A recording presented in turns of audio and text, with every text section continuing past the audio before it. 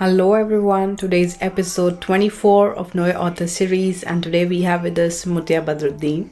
She's an award-winning author of Reiki and Z, and let's find out more from Mutiah herself.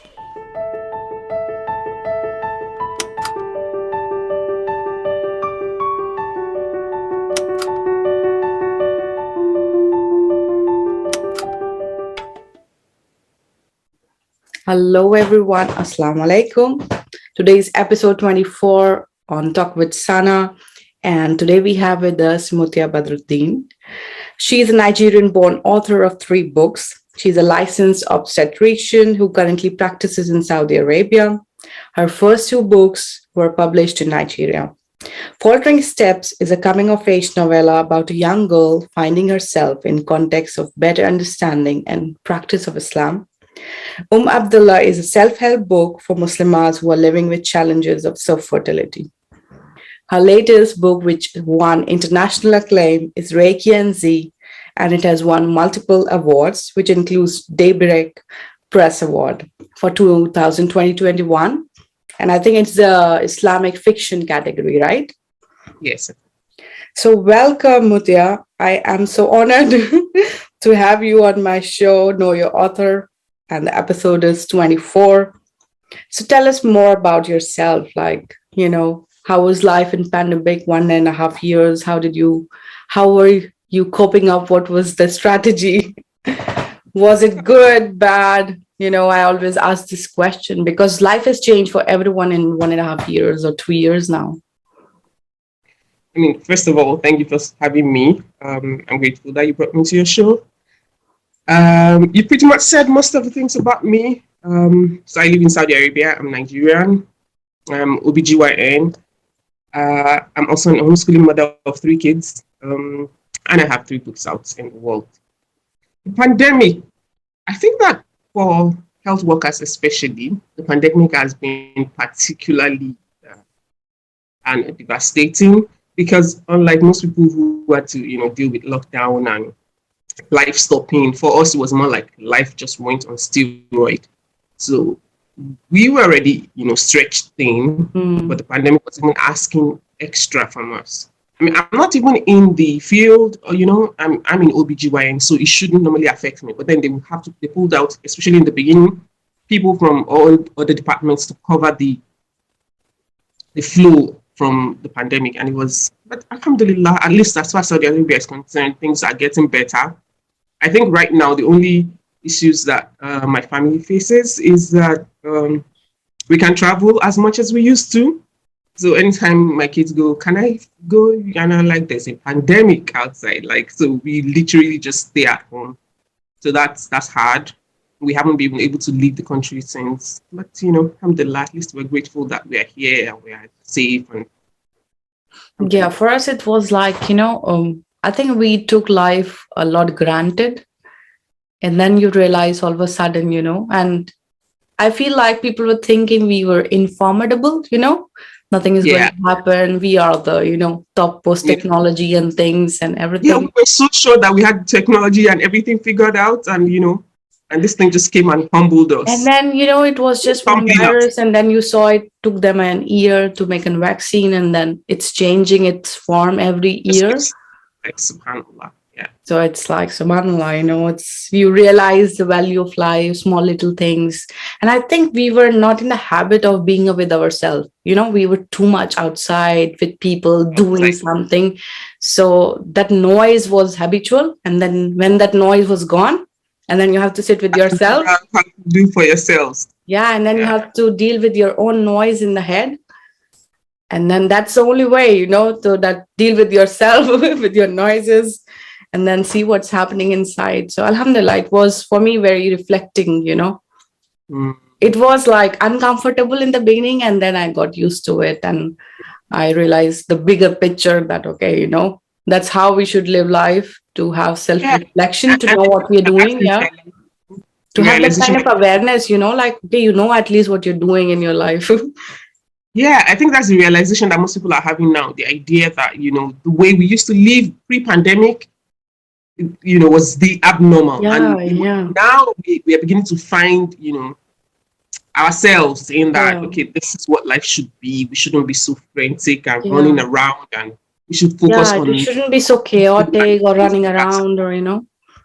like you realize later how much anxiety you had every day, which is not Concerning there so many anymore. things and so many places and so many people. Yeah. Now you just get to focus on what's important. Yeah. So, Alhamdulillah. So, tell us more about your childhood. How was, you as a child? And where was your childhood? I grew up in City in Nigeria. Nigeria. Yeah. I grew up in Nigeria. I actually didn't leave Nigeria until I was in my 30s. And my childhood was pretty straightforward. I was the first of, or I am the first of five children. And my parents were pretty laid back. So they let us just do our thing as long as, you followed whatever Yeah. guidance they had for you. So I was the bookish, and I wasn't shy. I was never shy because my father was always putting me in situations where I had to deal with adults. And so I was pretty confident, but I also preferred my own company. So, and I always had my head buried in a book.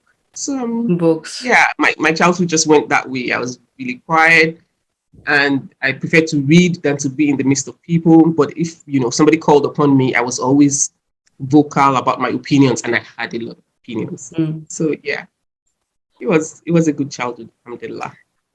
that's great. Alhamdulillah. So, what is your favorite genre? Like when you said you were reading books, how, like, which genre which you prefer, and what is your favorite book and author? Growing up, I didn't actually have a favorite. I just used to read any books because in those days, buying I books read that on your weren't. website that you don't read fantasy much. Yeah, now I don't read fantasy much anymore. When I was growing up, it was kind of like people didn't buy books just Yeah. for fun. It was just school books. So whatever book I could find, I used to read. And then for a short period of time, well, it wasn't that short, like a decade and a half, from my 20s to my mid 30s, I stopped reading fiction. And now I think that my favorite genre would be historical fiction.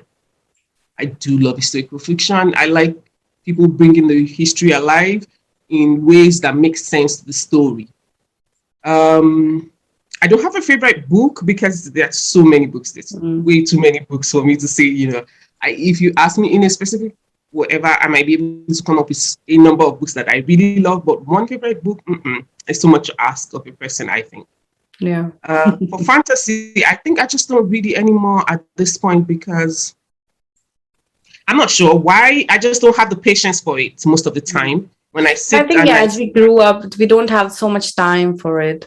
And then we want yeah, to learn more and, what's happening around us. So more exactly. I feel like autobiographies or, yeah, something like that. this world has so many things already for us, so many stories that we haven't explored. I understand the people who want to escape into a make believe world, but it just doesn't I, work for I me do anymore. sometimes, but it's like for a break from my work or from Yeah. my regular books. Then I go and, digging into some rom-com and sizzling I find thrillers. it interesting though. My kids are just beginning to, especially my teenage son, is just beginning to discover like a love for fantasy. I mean, he's read Tolkien and all of that in the past, the classics, but now he's just beginning to discover a love for the newer fantasies, and I appreciate his eagerness for that. So I think it's good. I just don't, not for me anymore, I think. Yeah. And are you a foodie? Nah, I'm not Yeah. so much a person. It doesn't. There's a joke I make that if we could run on gasoline as human beings, or maybe electricity, I probably would never eat. Like food doesn't really do it for me. The only thing I probably would still take if I had the choice is coffee. Like I'm a coffee. My kids Coffee call me addict. a coffee addict, but I just love coffee. I love the smell. I love the taste. Mm. I love the different variations of the overpriced versions. But food, it's just something I eat to survive. Mm. That's interesting to know. I know a lot of people cannot understand it when I say that. They'll be like, "Do you not No, love but it's food?" okay, like you It's just understand. Yeah. yeah. It's just But like I was not interested in food growing up, like until my teenage, and then I got interested in food. But now, like in the past 1 years, it's shifting, like I'm more Mm, aware of myself or my mm. health, and somehow I don't know. I mean, that fascination or that mask has fallen, for me. Oh, subhanallah. From a lot of things that I was so mindlessly doing. So I can relate to it that, okay, Yeah. sometimes I mean, in the past it was like, okay, you eat so fast, you don't even know what you're eating Yeah. in the taste. Pay attention to what you're eating, right? Yeah. Yeah. And especially if you're at work, you're watching something, or it's like, okay, you ate this, and then after that also. So I'm trying to be very, mindfully eating and what I'm Eating. eating. The So, anecdotes that my mother likes to tell is me being a child and, the entire day, maybe 6 p.m., and somebody goes, "You haven't eaten anything all day." And I'm like, "Really? I haven't?" Because I totally forgot that I haven't mm, eaten. And I feel like I don't feel deprived and I don't remember. And so it's just not a thing for me. Like, I mm. just eat, like, to survive, but food doesn't do it for me at But I all. feel your work also, it's like so much, Yeah, to definitely be has, like focused and concentrated, and definitely has a lot to do with it. yeah. Yeah, alhamdulillah. So when did the writing came first? That I want to know. I see that books were present everywhere from the beginning. Uh, I think I started writing. In fact, I did actually start writing when I was in high school. Mm, Uh, Part of it was because I don't know, I always had a flair for it. And I went to boarding school. They always had all these competitions and whatever. And after a while, people figure out who has a flair for what. So very early on, I was always writing essay competitions for my school, and then I won state awards, national awards, that kind of. Once you start winning those kind of awards, they just keep making you do more instead of letting other people try. So I kind of became the default writer for my school in all those kind of competitions. But in addition to that, because it was a boarding school, all the books we brought from home at the beginning of the term, we quickly read it in a short period of time, and then everybody was bored and there was nothing to read. So I started writing stories in notebooks by hand, and my schoolmates used to like reading it, so I just kept at it. So between the two of them, that was really where I started writing from. But I never thought of publishing, until when I did Faltering Steps.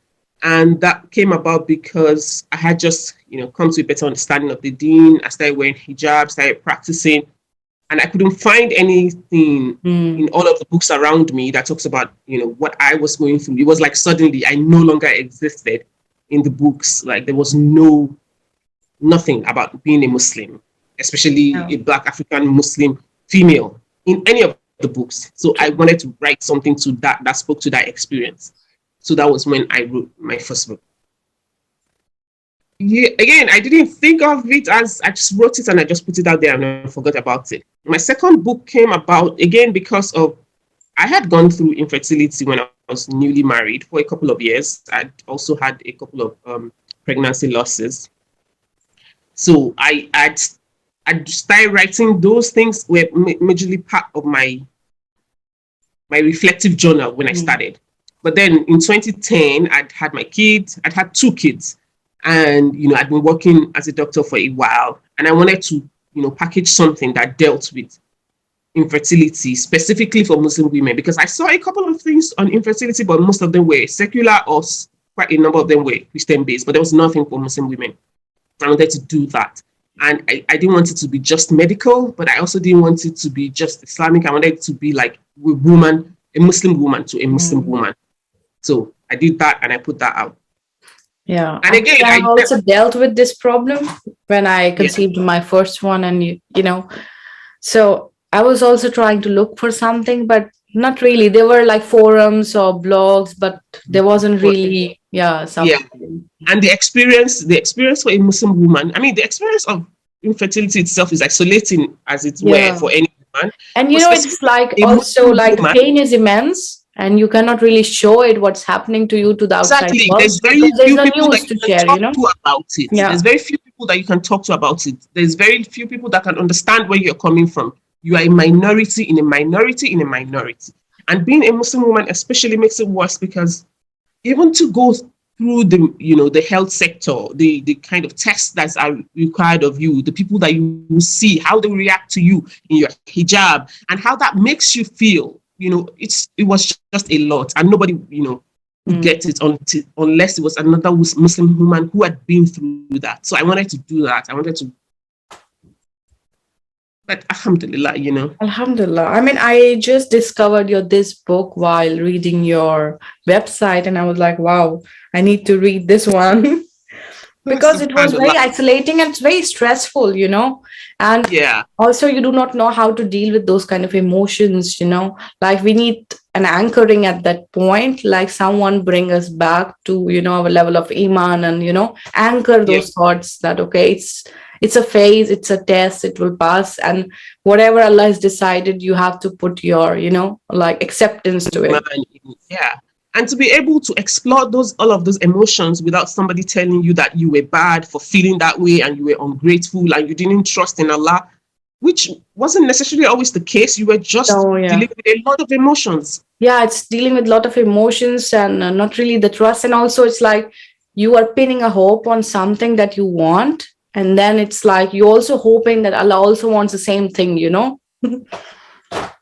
So I know, I mean, I would love to read that book, and inshallah. Yeah. I'm working on right now. It's actually out of print because it was published in 2010 and that was in Nigeria. It's currently out of print. I'm working on bringing on international market, inshallah, maybe by the end of 2022. I haven't, um, I'm still working on it, inshallah. You will, inshallah. And I think it will be great as well, because it's a great subject, and not much people talk about it. About it, yeah. Actually, people don't talk about difficult things and Yeah. emotions. Yeah. It's interesting that you say that, because that's what I tried to do with Ricky and Z. And I think that that's why it connected, a lot of readers Yeah. connected with it because the book came out and I was so surprised by the reception. Like everybody just really went crazy for Yeah. it. And we were like, where were you? I think it was because I was talking about all those things that people would People like to don't talk talk about, about. Yeah. especially when we are writing Islamic fiction. We want to project Muslims and Islam as being perfect, and which Islam is perfect, yes, but the Muslims necessarily Films are aren't. not. Yeah. And we have all of these problems, and nobody wants to talk about them.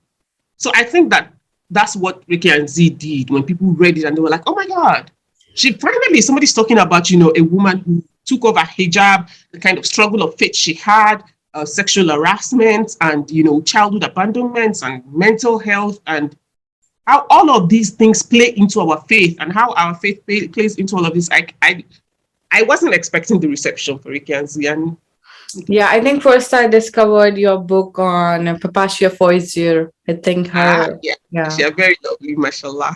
Yeah. So she is my friend. So I mean, she's the first, I think, African where I was introduced, to the Islamic fiction from a Yeah. Muslim African author. And yeah, so that's how I was. And then I think, and it won the award as well. Yeah, So, one and I then want it won the second award. And I as was like, well. oh, I need to read this. This book, like subhanallah, I never thought about. I wouldn't have dreamt about that myself. I remember the first day, the day I got the email for the Daybreak Awards.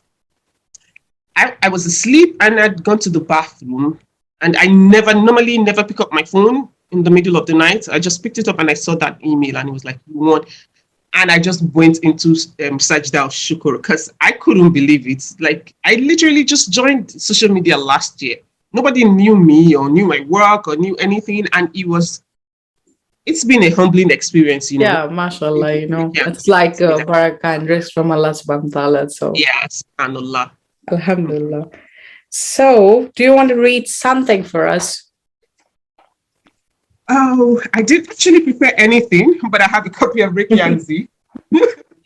um, let me see. What portion of this can I read? I could always come up with something in this. Let's see. What do I want to read? Okay.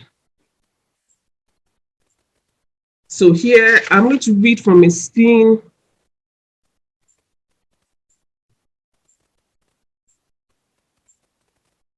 where we meet Zainuna. She's one of the She's the second character in Ricky and Z. So she's the Z. And she's having problems with her husband, I think, at this point. So I'm just going to start jumping, and I hope it makes sense at any point. Okay, let me give a little bit more backstory. So she was having problems with her husband, and she moved back to her parents' house.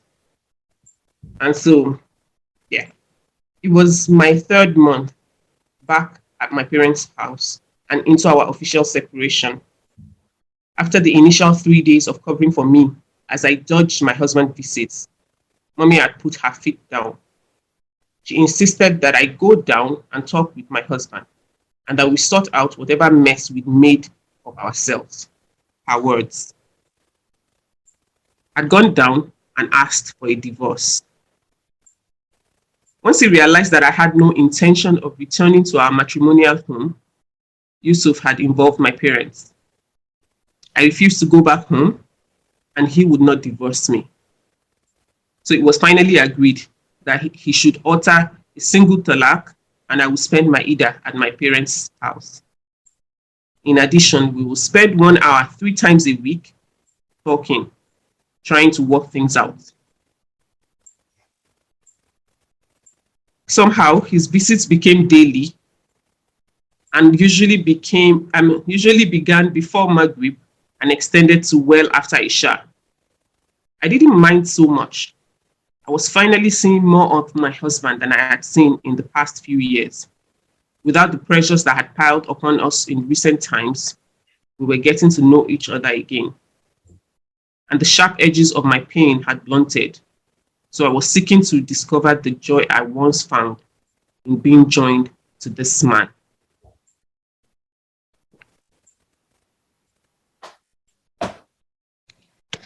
Anyways, so I think I should stop there. I'm not sure how long I can keep going. No, it was great. Thank you. I do love, this book. And how was your publishing experience? Like, a lot of writers, they get, that first steps, like, a frozen feet, or you can say cold steps that, they're more scared of publishing journey rather than writing, and they have this fear, like, nobody will read my book, The writing is easier, but publishing is more difficult because there's so many gatekeeping that goes into publishing.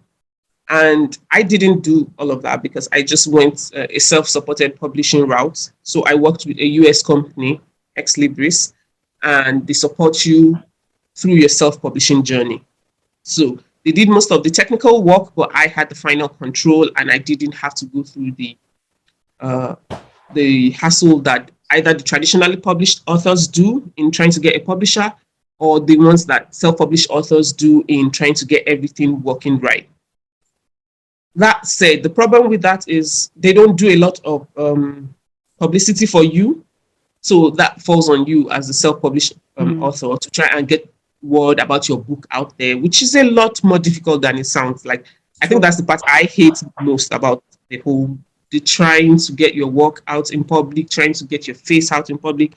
Because like I mentioned earlier, I prefer to spend my time with myself. If somebody else was taking the initiative and say, you need to be here, then I will try my best to be there. But for me to put myself out and say, you should read my book, or you should invite me, or I'm very bad at that. And that was, that's the difficult part of the whole journey for me. I'm looking at in future, maybe trying traditional publishing just for this reason, so that they can be the one to do all of that publication. Because a lot of people talk to me and they say, oh no, Ricky and Z sold this and it sold that, and more people need to know about this book. But I don't have the resources to make more people know about it. So yeah, that makes me want to consider traditional publishing, but I'm also hesitant because you hear a lot of things about, especially Muslim writers being told, this is, you have to tone back. This is too religious. This is too, and I don't ever want to have to do that. So I don't know how that's going to go. We'll see, inshallah, how it goes. Inshallah. And also, I feel like there are a lot of Muslim publishers out there, which are starting, or which are not that big, but there's still better options. Yeah, I have been looking at a couple of them, and I'm in discussion with a couple of them as well because I have an anthology that I did with a couple of other Muslim writers, mashallah. So I'm working with a couple of Muslim publishers on that. But so far, we'll see. Do you write poetry? No. Yeah, I'm very I am too guarded for poetry. Poetry expects you to dig deep into yourself and then bleed all over the pages. That's just a lot of. I tend not to do it, or when I do, it's usually just in my journal for my eyes only. For your, that's what I wanted to know. That if there is a poetry also, or there is a poet behind, but okay, it's for you. Yeah, I tend to keep it to my eyes only. Yeah, that's nice. And also, it's like, what is your routine of writing? Like, I see, mashallah, you have a full-time job, and then you have a full-time, at home with your homeschooling as well. Okay, so the only routine that has worked for me so far is I try to get in 1 hour of writing first thing in the morning. So immediately after Fajr. Sometimes I stay until Shuruk on my mat. Most times once I finish my Tila, I just get up and start writing. And so I get 1 hour in, and then I know that after that, once I get up from that chair, that's the end for that day.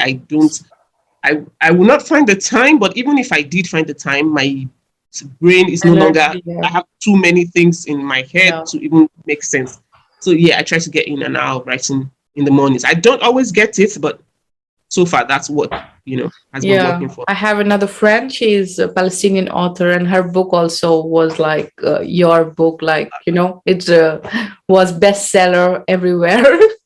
The first one, mashallah. So her name is Sahar Mustafa, and she also says that she has a writing routine in the morning, and it's like the pure brain energy at that time, and it helps to write.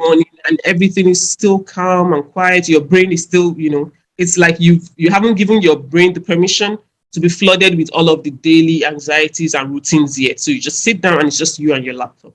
Yeah, the moment that conscious mind is not activated so much. That's telling you what all bad is in your life, and and once you just get up doing everything. Like, okay, what's going on? Everything just starts coming in. Oh, you have to do this and you have to do that. Oh, you haven't done that and you haven't, and the creative mind just disappears. Yeah, so, that's true.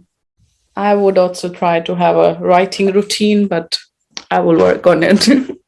Inshallah. I keep hearing people say that consistency is like the best thing, blah, blah, blah. So I was like, okay, let's try this consistency thing. And I think that pretty much for about a year now, it's been working for me. I mean, I don't always get, some days I just get like 10 words in. You just sit down and nothing comes. You just write like 10 words. And some days I manage to get like 1,000 words. Those are like my extreme. And on an average, I usually just do about 300 words in that 1 hour, but that's fine. I'm not in a race. Alhamdulillah. Alhamdulillah. So it's really interesting, to see the writing routine. And I see like different things work for different authors, like some will take a big slot of days and they will finish it off. And some will do every day. I always admire people like that. I'm like, how do you find not just the time, but the energy? Like for me, if I am sitting and I have written, for a while, I feel so drained. I mentally and emotionally, and I'm just empty. And my children will be like, you're just looking. I'm like, I'm tired. You haven't done anything all day. You've just been sitting at your laptop. I'm like, that's my work. I am really tired right now. So I don't know how people, take 6 weeks to complete a manuscript. I'm like, how? I would literally be like a shell of myself. I could. Yeah, it's really like different things work for different people. For me, like environment works a lot. So if I'm like in an open space, which is very calm, in a park or somewhere in summers, I used to write. And now the summers are gone. It's like I'm really struggling, to have that pace of writing and all. But I have another friend, like for her, it's like she can write anywhere, like she knows that she has to write, and then it doesn't matter what is around her. So it's really different things that work for different people. It's different. And you really have to find out that thing for you, that what works for you, what is, because if you are pushing yourself, forcing yourself, nothing will come out because all your attention is in, controlling yourself. So the creativity really has to be flowing, flowing for you to make sense. What I do is if I have a deadline or whatever, I leave the deadline work until later. So I do the writing in the mornings, and then if I have to do editing Yeah, or whatever, that's then comes that can come later. later. But if I try to write in the evening or in the nothing, I'll just be, or worse, I'll write something that tomorrow when I read over it, I'll just be like, oh my God, this is rubbish. And then I end up deleting the whole thing, which is just a waste of time. So, No, it was really great. So, do you have a message for your audience and readers? wow. Do I have a message? I'm not sure. If you Like want to say beyond the something to message, them. beyond the message that I, consciously try to pass in my book, which is telling meaningful stories of people who are living their lives, just regular Muslims living their lives according to the deen. And the fact that our stories, the stories of such Muslims, matter as well. You don't have to be non-Muslim or a non-practicing Muslim or a lackadaisical Muslim for you to be worthy of having your story told. Being Muslim upon the deen, our stories matter as well. And those are the stories I like to tell. So beyond that, I think my only message would be just, forgive me, keep supporting me. I might not always put things out and I might be very erratic with, my publicity stuff because I really just sometimes like to keep to myself, but I will keep trying to write these stories and I will keep trying to, be there. So just stick with me, inshallah. Yeah, inshallah. You're doing fine. You're doing great. It was Thank lovely to talk to you. Thank you you. so much.